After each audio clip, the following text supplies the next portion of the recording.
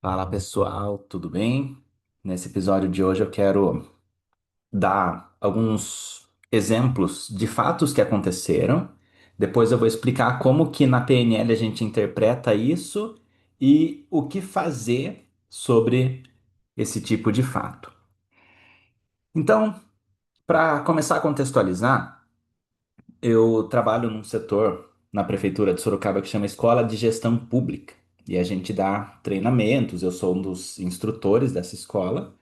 E a gente, além dos treinamentos gerais que a gente já organiza, as unidades da prefeitura também acabam solicitando treinamentos quando eles veem alguma questão que eles precisam resolver. Então, alguma coisa mais comportamental, alguma coisa mais que um treinamento, algum processo em grupo, né, alguma dinâmica poderia ajudar. E aí, essa orientadora pedagógica de uma escola da prefeitura, uma escola municipal, obviamente não vou falar nomes aqui.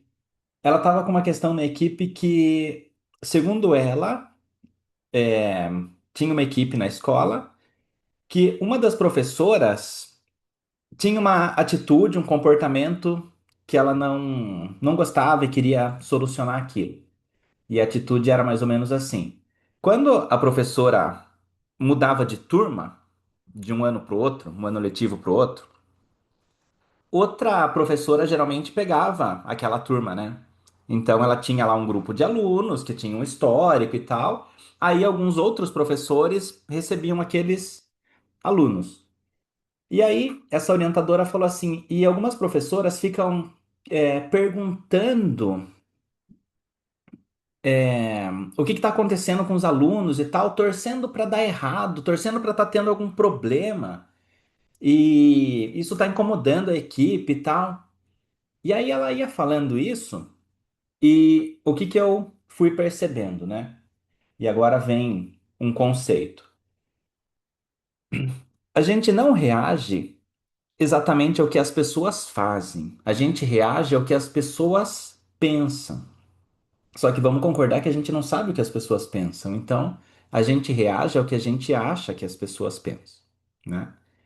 E independente do que as pessoas fazem. Então, às vezes a pessoa tem um comportamento que aquele comportamento é incômodo, mas quando você vê que a pessoa estava tentando fazer o melhor dela ou tinha uma intenção boa por trás daquilo, aquele comportamento não te incomoda.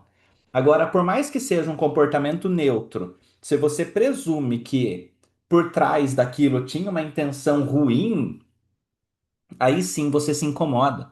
Então a gente não se incomoda com o que as pessoas fazem, e sim com o que a gente acha que elas pensam. E de novo a gente volta para aquele conceito que a gente não reage à realidade em si, mas sim à nossa própria interpretação da realidade. Aí eu perguntei para essa moça, né? E aqui já vai uma coisa que você pode começar a fazer, e eu vou depois entrar mais em detalhes sobre isso. Eu perguntei para ela assim: me dá um exemplo de quando isso aconteceu, de ela ficar torcendo para dar errado, para ter acontecido algum problema. E o fato que ela contou é, às vezes, isso que eu falei antes, né? Às vezes, quando muda o ano e tal, tem algum aluno que era dela que vai para outra professora, aí ela fica perguntando, e olha essa frase. Ela fica perguntando, viu, tá tudo bem com aquela pessoa torcendo para dar errado, torcendo para estar acontecendo alguma coisa errada. Aí eu falei assim, eu não entendi. Ah, ela fica perguntando como que tá tal aluno torcendo para alguma coisa dar errado. De novo. Então, eu perguntei para ela, agora sim, que ela pergunta para outra professora o que está acontecendo com o aluno, essa parte eu entendi. Eu não entendi o que é isso que você falou que é torcendo para dar errado. Como que você sabe que ela está torcendo para dar errado?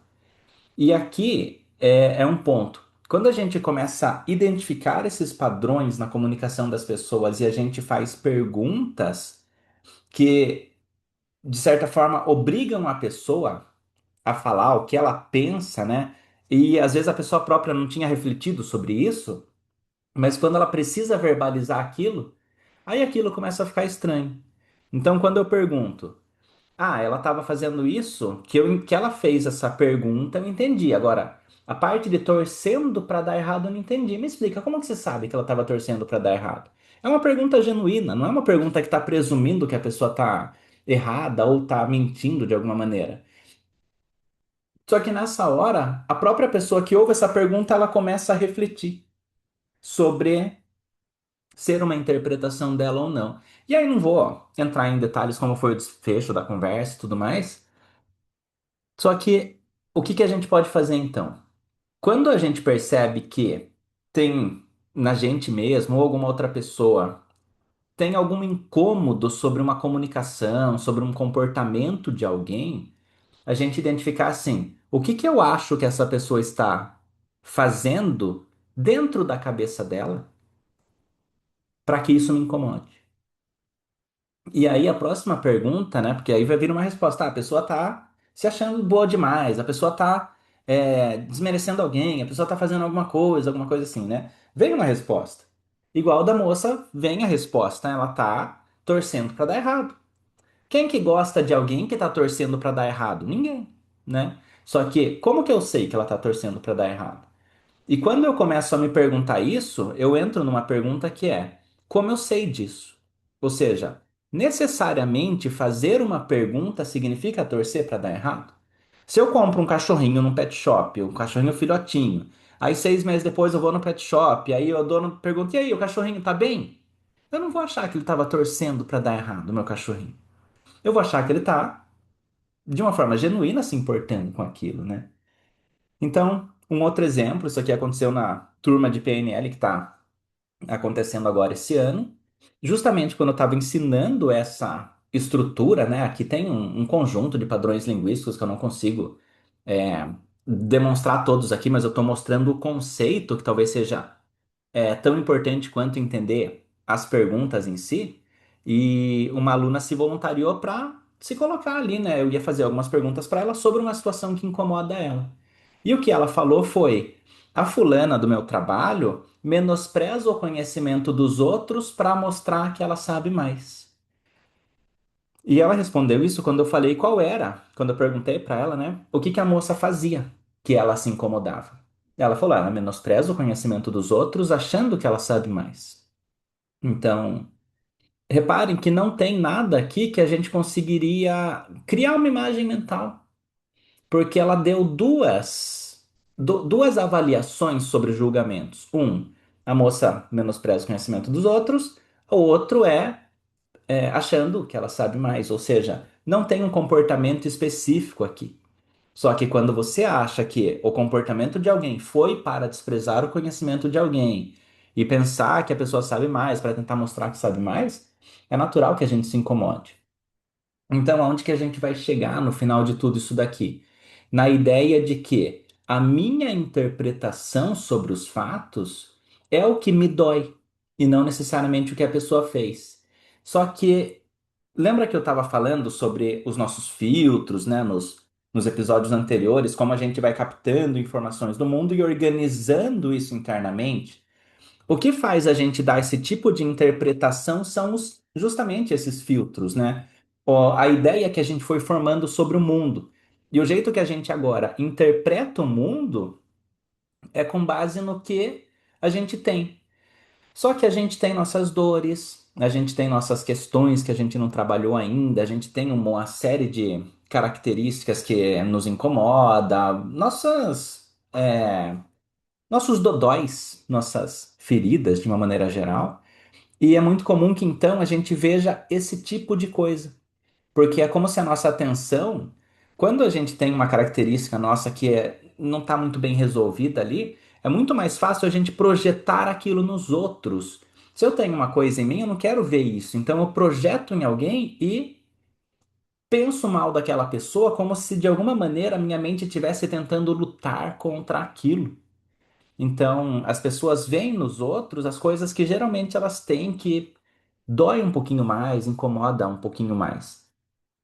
Quando a gente presume saber o que alguém está pensando ou sentindo, na PNL a gente tem dois nomes para chamar isso. Um é alucinação, que é literalmente você está vendo demais, né? Ouvindo demais, a pessoa não falou isso e você está interpretando assim. Ou leitura mental. Ou seja, Não quer dizer que você está lendo de fato a mente da outra pessoa, mas você está achando que está lendo a mente da outra pessoa e você reage igual ao comportamento e à leitura mental que você fez. Você não separa. Cara, a pessoa fez isso. Será que ela está querendo dizer isso aqui? Putz, se for isso, eu não gosto. Não, você só pensa assim, cara, a pessoa fez isso e isso significa isso. Então eu tenho que me sentir mal. Então eu tenho que me incomodar. Então eu tenho que achar um treinamento para resolver isso. Então, guarde isso. As pessoas não se incomodam com o que as outras fazem, e sim com o que as outras pessoas pensam. Vou ficando por aqui nesse episódio e a gente se vê nos próximos. Valeu!